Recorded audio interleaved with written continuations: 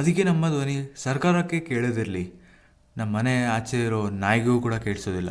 ಆ ಹೋಟೆಲ್ ಮ್ಯಾನೇಜರ್ನ ಸೇರಿಸಿ 35 ಜನ ಆ ಪುಟ್ಟ ಹುಡುಗಿನ ಮಾಡ್ತಾರೆ.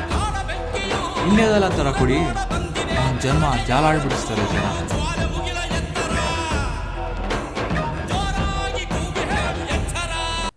ನಮಸ್ಕಾರ ಕರ್ನಾಟಕ, ಇನ್ನೊಂದು ವ್ಲಾಗಿಗೆ ನಿಮ್ಮೆಲ್ಲರಿಗೂ ಸ್ವಾಗತ. ನಾನು ಕತ್ಲೆಯಲ್ಲಿ ಯಾಕೆ ವಿಡಿಯೋ ಮಾಡ್ತಾಯಿದ್ದೀನಿ ಅಂತ ನೀವು ಯೋಚನೆ ಮಾಡ್ತಿರ್ಬೋದು. ಯಾಕೆ ಅಂದರೆ ಇವತ್ತು ನಾನು ಮಾತಾಡ್ತಿರೋ ವಿಷಯ ಸ್ವಲ್ಪ ಹಾಗೆಯೇ ಇದೆ. ಜೂನ್ 18, ರಾಜಸ್ಥಾನದ ಗಂಗಾನಗರಲ್ಲಿ ಒಂದು 13 ವರ್ಷದ ಹುಡುಗಿ ತನ್ನ ಗೆಳತಿನ ಮೀಟ್ ಮಾಡೋಕ್ಕೆ ಹೋಗಿರ್ತಾಳೆ. ಮರಳಿ ಬರಬೇಕಾದ್ರೆ ಒಂದು ಆಟೋನ ಹತ್ಕೋತಾಳೆ. ಅದಾದಮೇಲೆ ಆಗಿದ್ದು ಬೆಚ್ಚಿ ಬೀಳಿಸುವಂಥದ್ದು. ಮನೆಗೆ ಕರ್ಕೊಂಡು ಹೋಗ್ತೀನಿ ಅಂತ ಹೇಳಿದ ಆಟೋ ಡ್ರೈವರ್ ಯಾವುದೋ ಹೋಟೆಲ್ ಮುಂದೆ ಆಟೋನ ನಿಲ್ಲಿಸ್ತಾನೆ. ಹುಡುಗಿಗೆ ಡ್ರಗ್ಸ್ ಕೊಟ್ಟು ಹೋಟೆಲ್ ಒಳಗಡೆ ಕರ್ಕೊಂಡು ಹೋಗಿ ರೇಪ್ ಮಾಡ್ತಾನೆ. ಅವನಷ್ಟೇ ಅಲ್ಲ, ಆ ಹೋಟೆಲ್ ಮ್ಯಾನೇಜರ್ನ ಸೇರಿಸಿ 35 ಜನ ಆ ಪುಟ್ಟ ಹುಡುಗಿನ ರೇಪ್ ಮಾಡ್ತಾರೆ. 4 ದಿನಗಳ ಕಾಲ ಒಂದು ಹೋಟೆಲಿಂದ ಇನ್ನೊಂದು ಹೋಟೆಲ್ ಶಿಫ್ಟ್ ಮಾಡ್ತಾ ಇರ್ತಾರೆ. ಹುಡುಗಿ ನೀರು ಕೇಳಿದ್ರೆ ನೀರು ಕೊಡ್ದೇನೆ ಆಲ್ಕೋಹಾಲ್ ಕುಡಿಸ್ತಾರೆ. 4 ದಿನಗಳ ನಂತರ ಪೊಲೀಸವರು ಹುಡುಗಿನ ಹುಡುಕ್ತಾರೆ. ದೇವ್ರ ದಯೆಯಿಂದ ಬಾಲಕಿಯ ಪ್ರಾಣಕ್ಕೆ ಏನೋ ಅಪಾಯ ಆಗಿರಲ್ಲ. ಹಾಸ್ಪಿಟಲ್ಗೆ ಸೇರಿಸಿ ಟ್ರೀಟ್ಮೆಂಟ್ ಕೊಡ್ತಾರೆ. ಈ ಕೇಸಲ್ಲಿ ಇನ್ವಾಲ್ವ್ ಆಗಿದ್ದು 35 ಜನ, ಆದರೆ ಪೊಲೀಸವರು ಬರೀ 18 ಜನನ ಅರೆಸ್ಟ್ ಮಾಡಲು ಯಶಸ್ವಿಯಾಗ್ತಾರೆ. ರೂಲ್ಸ್ ಅನ್ನೋದು ಮನುಷ್ಯರಿಗೆ ಮಾತ್ರ ಅನ್ವಯಗೊಳ್ಳುತ್ತೆ, ಇಂಥ ರಾಕ್ಷಸರಿಗಲ್ಲ. ಆ ಹುಡುಗಿನ ಮುಟ್ಟಿದ್ದು ಒಬ್ರೊಬ್ರು ಸಾಯಿಸ್ಬೇಕು, ಸುಲಭವಾಗಿ ಅಲ್ಲ. ಟಾರ್ಚರ್ ಕೊಟ್ಟು ನರಳಿ ಸಾಯಿಸ್ಬೇಕು. ಇಂಥವ್ರು ಇರೋದಕ್ಕಿಂತ ಇಲ್ಲದೆ ಇರೋದೇ ಒಳ್ಳೆಯದು. ಅನ್ಯಾಯವಾಗಿ ಒಂದು ಚಿಕ್ಕ ಹುಡುಗಿ ಬದುಕನ್ನೇ ಹಾಳು ಮಾಡಿಬಿಟ್ರು. ನಮ್ಮ ದೇಶ ಇಂಡಿಪೆಂಡೆಂಟ್ ಆಗಿದ್ದರಿಂದ ಇಲ್ಲಿ ತನಕ ಬರೀ 5 ಜನ ರೇಪಿಸ್ಟ್ನ ಎಕ್ಸಿಕ್ಯೂಟ್ ಮಾಡಿದ್ದಾರೆ. ನಮ್ಮ ದೇಶದಲ್ಲಿ ಪ್ರತಿದಿನ 80 ಇಂದ 88 ರೇಪ್ ಕೇಸಸ್ ರಿಜಿಸ್ಟರ್ ಆಗುತ್ತೆ.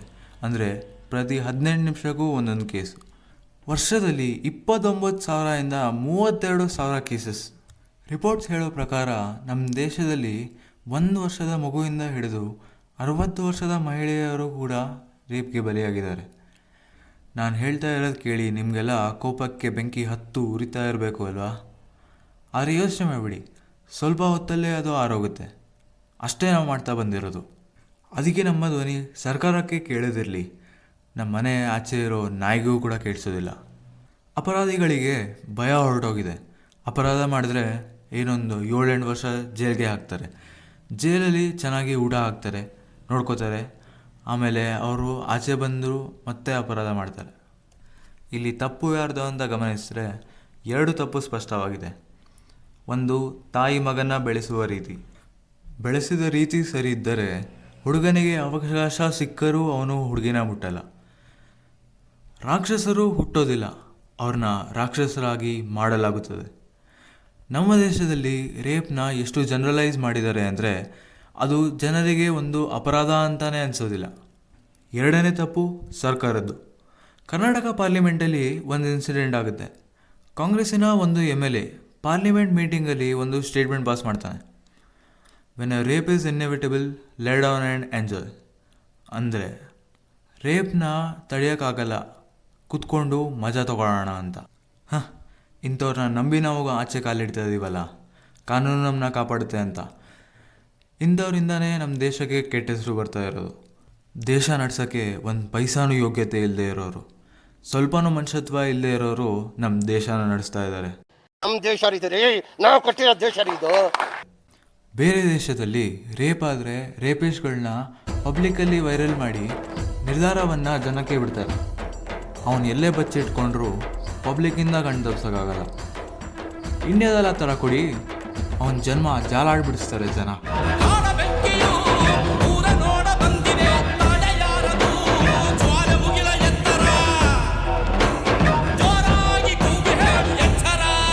ಇಲ್ಲಿ ತಪ್ಪು ನಮ್ಮದು ಇದೆ. ನಾವು ಸುಮ್ಮನೆ ಇದ್ದೀವಿ ಅಂತ ಸರ್ಕಾರ ಆದರೂ ಅಡ್ವಾಂಟೇಜ್ ತಗೋತಾ ಇದೆ. ನಾವು ಅನ್ಯಾಯದ ವಿರುದ್ಧ ಧ್ವನಿ ಎತ್ತಬೇಕು, ನಾವೆಲ್ಲ ಒಂದಾಗಬೇಕು. ಇಂದು ರಾಜಸ್ಥಾನದ ಯಾವುದೋ ಮನೆಯಲ್ಲಿ ಈ ಘಟನೆ ಆಗಿದೆ. ನಾಳೆ ನಮ್ಮೂರಿನ ಮನೆಯಲ್ಲೂ ಆಗ್ಬೋದು, ನಮ್ಮ ಮನೆಯಲ್ಲೂ ಆಗ್ಬೋದು. ನಾವೆಲ್ಲ ಈಗಲೇ ಎಚ್ಚೆತ್ಕೋಬೇಕು. ನಮ್ಮ ದೇಶದಲ್ಲಿ ನಾವೇ ಸುರಕ್ಷಿತವಾಗಿಲ್ಲ ಅಂದರೆ ಹೊರಗಿನ ಜನರು ನಮ್ಮ ದೇಶದಲ್ಲಿ ಹೇಗೆ ಸುರಕ್ಷಿತವಾಗಿರ್ತಾರೆ? ಈ ವಿಡಿಯೋ ಉದ್ದೇಶ ಯಾರನ್ನೂ ಕ್ರಿಟಿಸೈಸ್ ಮಾಡೋದಲ್ಲ, ಈ ವಿಡಿಯೋ ಉದ್ದೇಶ ಹೆಚ್ಚು ಜನರಿಗೆ ಇದು ತಲುಪಬೇಕು, ಜನರಲ್ಲಿ ಜಾಗೃತಿ ಮೂಡಬೇಕು.